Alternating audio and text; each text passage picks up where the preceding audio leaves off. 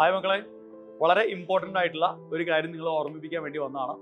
കീം എക്സാമിന് നിങ്ങൾ ഇനിയും രജിസ്റ്റർ ചെയ്തിട്ടില്ല എങ്കിൽ ജനുവരി 31 വൈകുന്നേരം 5 മണി വരെയാണ് നിങ്ങൾക്ക് ഓൺലൈനായി നിങ്ങളുടെ അപ്ലിക്കേഷൻ സബ്മിറ്റ് ചെയ്യാനുള്ള സമയം. അതിനൊപ്പം നിങ്ങളുടെ 10th സർട്ടിഫിക്കറ്റ്, നിങ്ങളുടെ photo, signature, date of birth prove ചെയ്യുന്ന ഡോക്യുമെന്റ്, ഇത്രയും കാര്യങ്ങൾ കൂടി അതിനൊപ്പം നിങ്ങൾ സബ്മിറ്റ് ചെയ്യേണ്ടതുണ്ട്.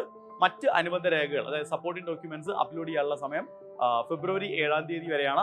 അപ്പോൾ മറ്റ് അനുബന്ധ രേഖകൾ എന്ന് പറയുമ്പോൾ, അല്ലെങ്കിൽ സപ്പോർട്ടിംഗ് ഡോക്യുമെന്റ്സ് എന്ന് പറയുമ്പോൾ അതിൽ ഇൻകം സർട്ടിഫിക്കറ്റ്, അതുപോലെ തന്നെ കാസ്റ്റ്, മറ്റ് നോൺ ക്രിമിനൽ സർട്ടിഫിക്കറ്റ് പോലെയുള്ള സപ്പോർട്ടിംഗ് ഡോക്യുമെന്റുകളെയാണ് ഉദ്ദേശിക്കുന്നത്. ഇപ്പോൾ ഞാൻ ആൾറെഡി ആദ്യം പറഞ്ഞ 4 ഡോക്യുമെന്റുകൾ നിങ്ങളുടെ അപ്ലിക്കേഷനൊപ്പം ജനുവരി 31-നകം നിങ്ങൾ എന്ത് ചെയ്യണം, സബ്മിറ്റ് ചെയ്യേണ്ടതുണ്ട് കേട്ടോ. അപ്പോൾ അത് ഒന്ന് ഓർത്ത് വെക്കുക. ദെൻ മറ്റൊരു പ്രധാനപ്പെട്ട കാര്യം നിങ്ങളോട് പറയാനുള്ളത്, ഇനി സപ്പോസ് നിങ്ങൾ 2026 നീറ്റ് എക്സാം എഴുതാൻ പോകുന്ന ഒരു വിദ്യാർത്ഥിയാണെങ്കിൽ പോലും നിങ്ങൾ കീമിന് രജിസ്റ്റർ ചെയ്യേണ്ടതുണ്ട് എന്നുള്ള കാര്യം നിങ്ങൾക്ക് അറിയാം. അറിയാത്തവരെ ഒന്ന് ഓർമ്മിപ്പിക്കുക എന്നുള്ളതാണ് എൻ്റെ ലക്ഷ്യം. കാരണം നിങ്ങൾ കീം എക്സാമിന് രജിസ്റ്റർ ചെയ്തിട്ടില്ല എങ്കിൽ കേരളത്തിന്റെ റാങ്ക് ലിസ്റ്റിൽ നിങ്ങളെ പരിഗണിക്കില്ല. അപ്പോൾ കേരളത്തിലെ ഒരു മെഡിക്കൽ കോളേജിൽ മെഡിക്കൽ അല്ലെങ്കിൽ മെഡിക്കൽ അലൈഡ് കോഴ്സുകളിലേക്ക് അഡ്മിഷൻ ആഗ്രഹിക്കുന്ന ഒരാളാണ് നിങ്ങളെങ്കിൽ, കേരളത്തിന്റെ റാങ്ക് ലിസ്റ്റിൽ ഉൾപ്പെടണം എന്ന് ആഗ്രഹിക്കുന്ന ഒരാളാണ് നിങ്ങളെങ്കിൽ, നിങ്ങൾ കീമിന് രജിസ്റ്റർ ചെയ്യേണ്ടതുണ്ട്, കീം എക്സാം എഴുതേണ്ടതില്ല. അപ്പോൾ എത്രയും പെട്ടെന്ന് നിങ്ങൾ രജിസ്ട്രേഷൻ കംപ്ലീറ്റ് ചെയ്യുക.